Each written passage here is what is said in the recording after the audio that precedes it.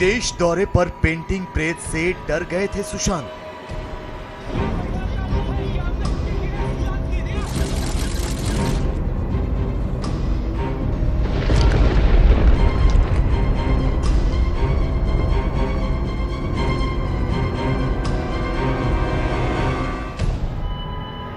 ED को रिया की सुनाए प्रेत प्रसंग से सनसनी।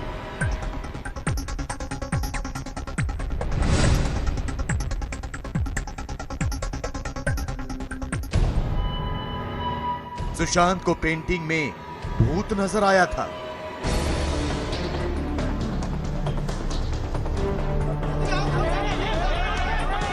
सुशांत मौत मामले की जांच जारी है। सुशांत के खातों से पैसों के लेन देन की जांच जारी है। रिया का बैंक बैलेंस, खर्च, निवेश, ऐसी तमाम चीजों की तफ्तीश जारी है।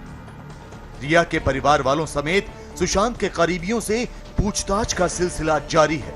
लेकिन प्रवर्तन निदेशालय को इस दौरान सुशांत की गर्लफ्रेंड रही रिया चक्रवर्ती ने एक ऐसी कहानी सुनाई जिससे खलबली मच गई।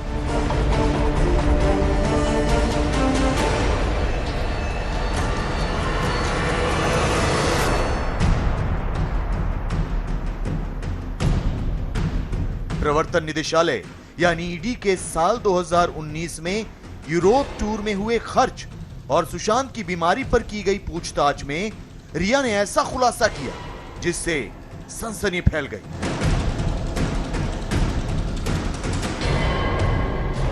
दस अगस्त की पूछताछ में रिया ने ईडी को एक ऐसा प्रेत प्रसंग सुनाया जिससे इस केस में नया ट्विस्ट आता दिख रहा है।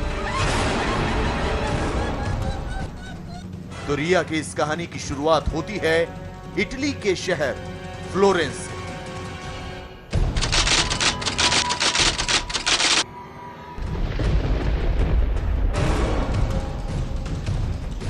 प्रवर्तन निदेशालय को दिए रिया के बयान के मुताबिक पिछले साल अक्टूबर में सुशांत, वो और उनके भाई शोविक यूरोप टूर पर गए थे। इस दौरान वो इटली गए और वहां के फ्लोरेंस शहर में 600 साल पुराने एक हेरिटेज होटल में कमरा बुक कराया। रिया और शोविक अलग अलग कमरे में थे जबकि सुशांत अकेले दूसरे कमरे में। इसी बीच रिया और शोविक कमरे से बाहर गए और 2 घंटे बाद जब वापस आए तो हैरान करने वाला मंजर देखा। रिया के मुताबिक सुशांत कमरे के कोने में बैठे हुए थे। सुशांत बेहद डरे और घबराए हुए दिख रहे थे। सुशांत का शरीर पसीने से भीगा हुआ था। वो कोने में बैठकर रुद्राक्ष की माला जप रहे थे। रिया ने ईडी से पूछताछ में बताया कि जब उन्होंने कमरे में सुशांत को पसीने से तरबतर देखा तो वो और उनका भाई शोविक दोनों ही घबरा गए। रिया और शोविक ने सुशांत सिंह राजपूत को कमरे से बाहर निकाला और उनसे पूछा कि आखिर ऐसा क्या हुआ है जिसके चलते वो खौफजदा हैं।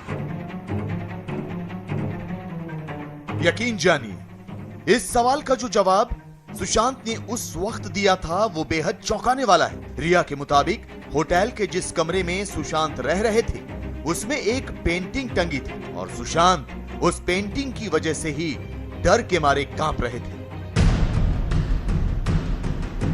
गौर से देखिए, यही है वो स्पेनिश पेंटिंग जिसे देखकर सुशांत डर गए थे।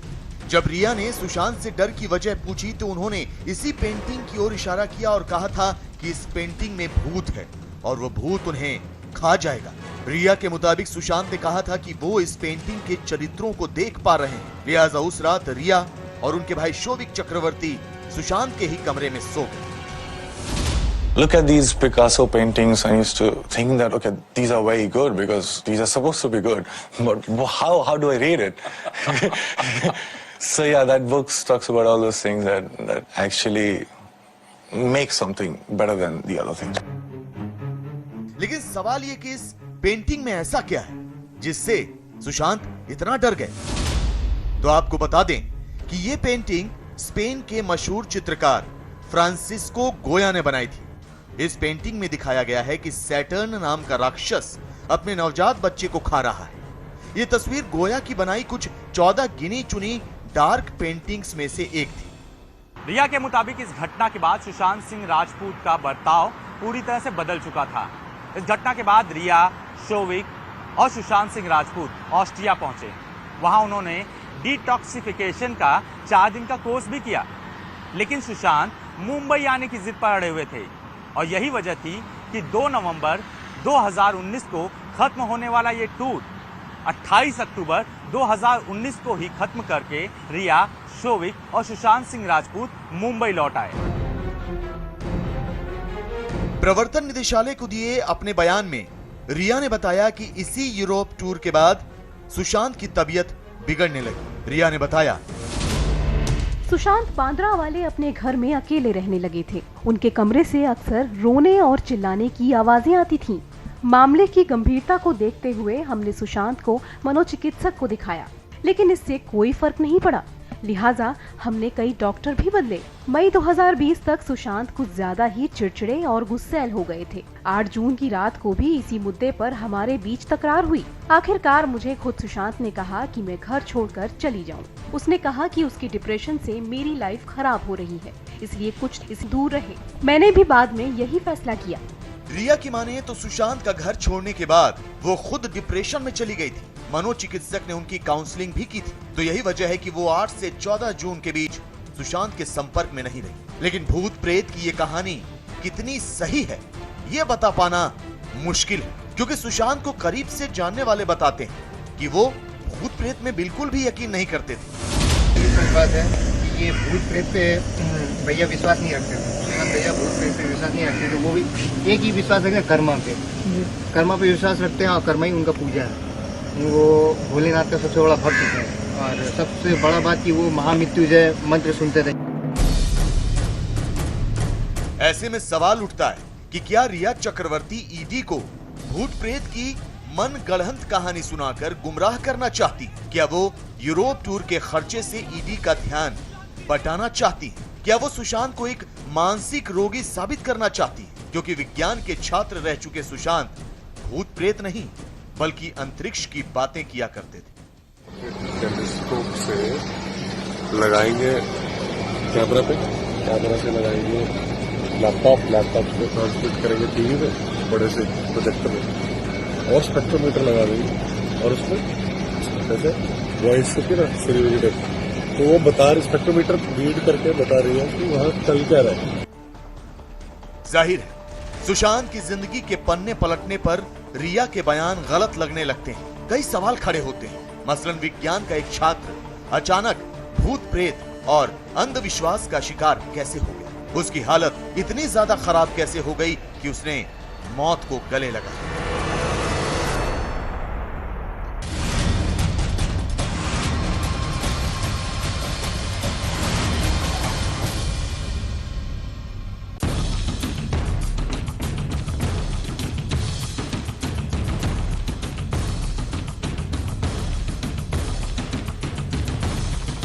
सुशांत केस का हनी ट्रैप गैंग।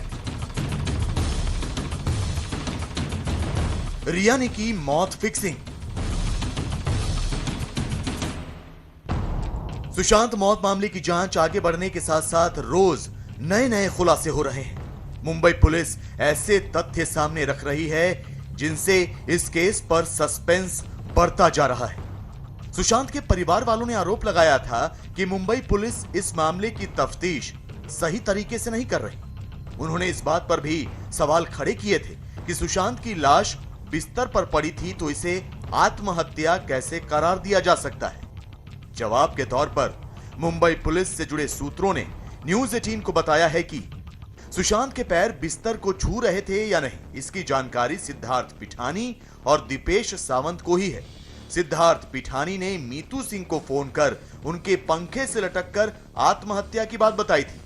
सुशांत की बहन मीतू ने यह बात ओपी सिंह को फोन कर बताई थी। ओपी सिंह ने मीतू को कहा कि वो सुशांत की बॉडी उतार कर जांच करें कि सुशांत की सांसें चल रही हैं या नहीं। इसके बाद मीतू ने सिद्धार्थ को फोन किया और बॉडी उतारने के लिए कहा था। बॉडी उतारने के 10 मिनट बाद मीतू वहां पहुंची थी।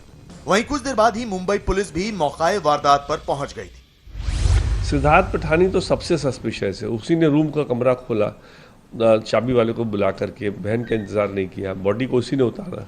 लेकिन उसने होशियारी बहुत की, क्योंकि बहुत शातिर क्रिमिनल भी बहुत शातिर होते हैं। उसने होशियारी ये की कि परिवार से बात करता रहा जब तक एफआईआर दर्ज नहीं हो गया, और परिवार को सांत्वना देता रहा एज इफ कि वो रिया के खिलाफ है और परिवार को मदद करना चाहता है इस सच्चाई तक पहुंचने के लिए।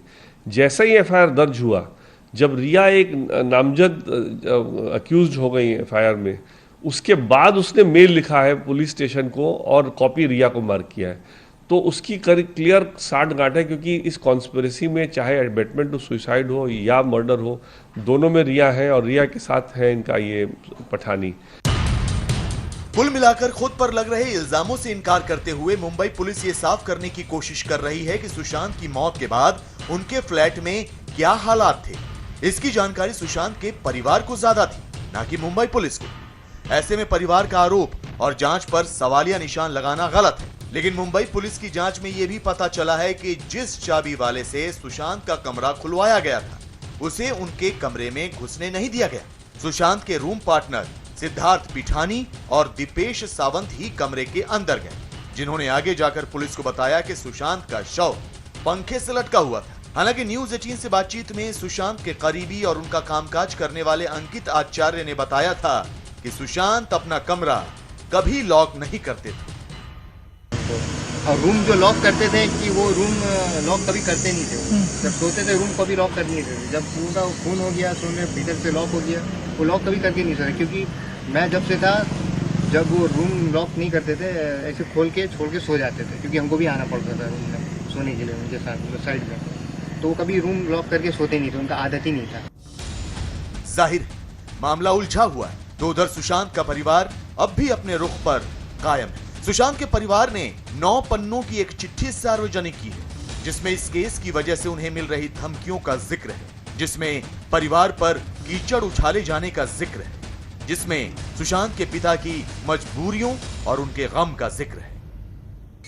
सुशांत के परिवार को कहते हैं कि तुम्हारा बच्चा पागल था, सुइसाइड कर गया, होता रहता है, कोई बात नहीं। उनकी लापरवाही से सुशांत मरा, इतने से मन नहीं भरा तो उसकी मानसिक बीमारी की कहानी चलाकर उसके चरित्र को मारने में जुट जाते हैं। सुशांत के परिवार ने मोटे लालों का नाम नहीं लिया तो क्या हुआ, अंग्रेजों के वारिस हैं, कुछ भी कर सकते हैं, सो फैशन परेड में जुट गए। सुशांत का परिवार यहीं नहीं रुकता, बल्कि अपनी चिट्ठी में किसी हनी ट्रैप गैंग का जिक्र करता है। सुशांत के परिवार ने लिखा है कि सुशांत के परिवार का बांध तब टूटा जब महीना बीतते महंगे वकील और नामी पीआर एजेंसी से लैस हनी ट्रैप गैंग डंके की चोट पर वापस लौटता है। सुशांत को लूटने मारने से तसल्ली नहीं हुई, सो उसकी स्मृति को भी अपमानित करने लगता है। सुशांत के परिवार की माने तो उन्हें सबक सिखाने की धमकी दी जा रही है। जानबूझकर परिवार के लोगों को बदनाम करने की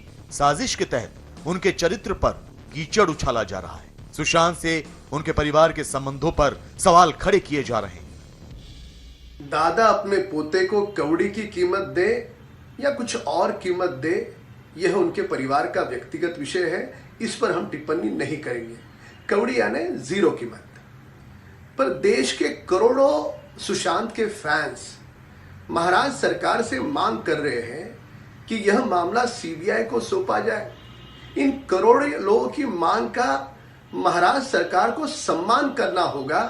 इन करोड़ों लोगों की मांग को महाराज की सरकार यदि कौड़ी की कीमत देती है तो वह हमें कतई मंजूर नहीं है। हालांकि मुंबई पुलिस की माने तो उन्होंने इस केस में रिया चक्रवर्ती को कभी क्लीन चिट नहीं दी थी। वो उनकी संदिग्ध बनी हुई थी और उसी को लेकर जांच भी जारी थी। तो फिर सवाल ये कि रिया चक्रवर्ती से मुंबई पुलिस की पूछताछ में वो सारी बातें सामने क्यों नहीं आई जो अब ईडी की तफ्तीश में सामने आ रही है। ईडी की पूछताछ में सुशांत के सीए संदीप श्रीधर ने बताया है कि सुशांत ने अपनी बहन के नाम कुल 4 करोड़ 25 लाख की 2 एफडी यानी फिक्स्ड डिपॉजिट की थी। लेकिन 2 दिन बाद ही सुशांत के कहने पर यह फिक्स्ड डिपॉजिट तोड़ दी गई और सारा पैसा सुशांत के अकाउंट में जमा करा दिया गया। सुशांत ने 1-1 करोड़ की 2 फिक्स्ड डिपॉजिट करने को कहा था। सुशांत ने कहा था कि इसकी जानकारी किसी को नहीं होनी चाहिए, रिया को भी नहीं। जाहिर है सुशांत ने 1-1 करोड़ की 2 फिक्स्ड डिपॉजिट क्यों करवाई, इसकी जानकारी वो किसी को क्यों नहीं होने देना चाहते थे। रिया से वो ये बात छिपा कर क्यों रखना चाहते थे, इन तमाम सवालों के जवाब तलाशे जाएंगे तो प्रवर्तन निदेशालय को कुछ ना कुछ हाथ जरूर लगेगा। सुशांत की मौत में पैसे का खेल है या नहीं, इसका पता जरूर चलेगा।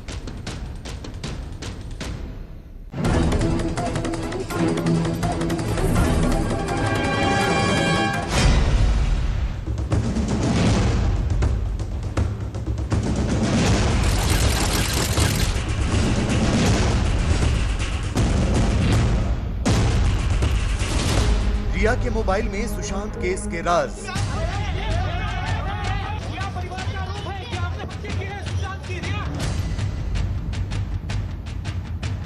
एक बच्चे को मार दिया, इसके नीचे लेवल क्या जाएगा? रिया को भेजे मैसेज से सुलझेगी मौत की मिस्ट्री।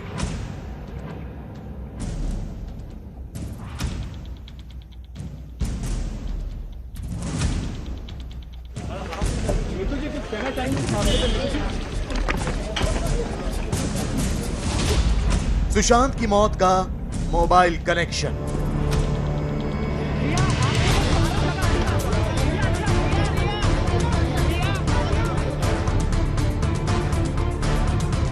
मुंबई पुलिस की तफ्तीश, प्रवर्तन निदेशालय यानी ईडी की जांच।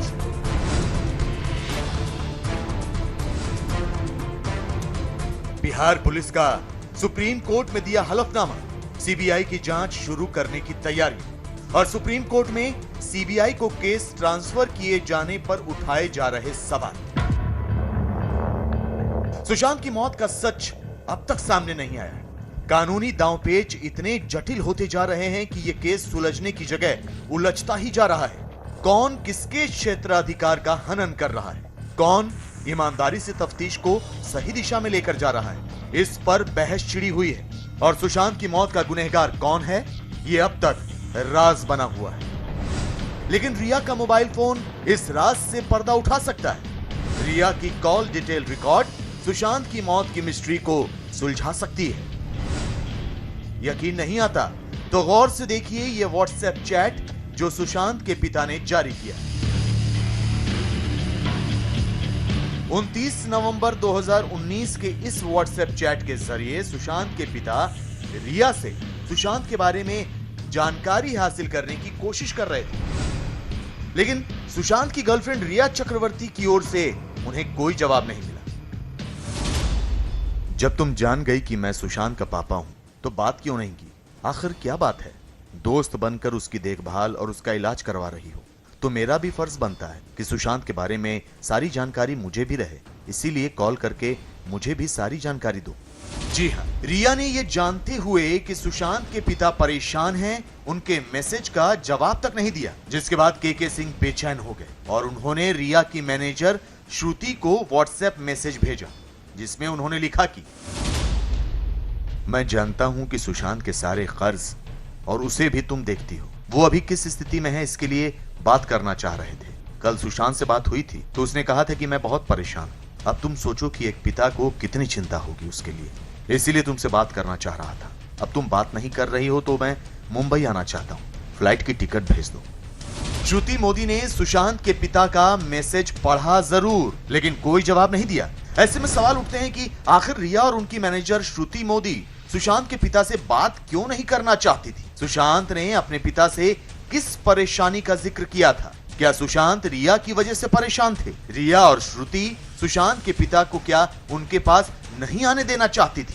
सुशांत के पिता के सिंह के वकील ने सुप्रीम कोर्ट में रिया पर बड़ा आरोप लगाते हुए कहा है कि रिया ने सुशांत को परिवार से अलग किया। रिया ने पिता को सुशांत से बात करने से रोका, पिता को बेटे से बात नहीं करने दी। रिया ने सुशांत को बहनों से दूर कर दिया। रिया ने सुशांत सिंह राजपूत को उनके परिवार से दूर किया था या नहीं, इसका सच पूरी तफ्तीश के बाद ही सामने आएगा। लेकिन फिलहाल रिया इस केस में घिरती नजर आ रही हैं। उनके मोबाइल और लैपटॉप से सुशांत सिंह राजपूत के सुसाइड से जुड़े कई अहम राज छिपे होने की आशंका जताई गई है। तो शायद यही वजह है कि सोमवार को 9 घंटे चली पूछताछ के बाद जब रिया चक्रवर्ती प्रवर्तन निदेशालय के दफ्तर से बाहर निकली तो उनका चेहरा बुझा बुझा था। यही नहीं, रिया चक्रवर्ती, उनके भाई शोविक चक्रवर्ती, रिया के पिता इंद्रजीत चक्रवर्ती, रिया की मैनेजर श्रुति मोदी से हुई पूछताछ में विरोधाभास होने के बाद ईडी ने रिया के 2 मोबाइल फोन जब्त कर लिए। रिया के भाई शोविक का 1 मोबाइल फोन जब्त कर लिया। रिया के पिता इंद्रजीत का मोबाइल फोन भी ईडी ने ले लिया। इसके अलावा सभी के इलेक्ट्रॉनिक उपकरण भी जब्त कर लिए गए। ईडी रिया समेत बाकी लोगों के मोबाइल की फॉरेंसिक जांच करवाएगी। सभी मोबाइल फोन और इलेक्ट्रॉनिक उपकरणों की पड़ताल होगी। कॉल डिटेल्स खंगाली जाएंगी। यही नहीं, फोन डंप एनालिसिस के जरिए डिलीट किए गए डेटा को वापस लाने की कोशिश की जाएगी। तो अब तक प्रवर्तन निदेशालय को रिया के मोबाइल फोन से कुछ बातें पता भी चली हैं। मसलन 8 जून को सुशांत का घर छोड़ने के बाद रिया ने 2 नामी फिल्म डायरेक्टर से मदद मांगी थी। इनमें से एक डायरेक्टर से फोन कर रिया ने किसी नामी पत्रकार का नंबर भी मांगा था। रिया उस पत्रकार के जरिए एक लेख छपवाना चाहती थी। हालांकि रिया पत्रकार के जरिए कौन सा आर्टिकल छपवाना चाहती थी? क्या रिया सुशांत की मेडिकल रिपोर्ट से जुड़ा आर्टिकल छपवाना चाहती थी? इसका पता तो अब तक नहीं लग पाया। लेकिन रिया का आर्टिकल सामने आने से पहले ही सुशांत की मौत हो गई, जिसके बारे में मुंबई पुलिस की फॉरेंसिक रिपोर्ट कहती है कि सुशांत के शरीर पर किसी भी तरह के संघर्ष के निशान नहीं थे। सुशांत के कपड़े पर मिला सफेद दाग उनके मुंह से निकले झाग की वजह से था। सुशांत को किसी भी तरह का जहर नहीं दिया गया था और पेट बिल्कुल खाली था। सुशांत के शरीर पर किसी भी तरह की चोट या हाथापाई के निशान नहीं मिले। सुशांत सिंह राजपूत इतने बड़े एक्टर थे कि देश जानना चाहता है और मीडिया वही दिखाता है जो देश की जनता सुनना चाहती है। देश के लोग जानना चाहते हैं कि इतना बड़ा कलाकार किस तरह से उसकी हत्या हो गई। ये देश को जानने का पूरा अधिकार है, इसलिए मीडिया को ब्लेम करना ये सही नहीं। मुंबई पुलिस के दावों पर अब भी सवाल उठाए जा रहे हैं। मुंबई पुलिस की तफ्तीश पर सुशांत के परिवार वालों को बिल्कुल भरोसा नहीं, लेकिन कल तक सीबीआई जांच की मांग करने वाली रिया चक्रवर्ती को अब मुंबई पुलिस से ही उम्मीद है। ऐसे में सुशांत केस से जुड़ा सच कब सामने आएगा, इस पर सस्पेंस बरकरार है।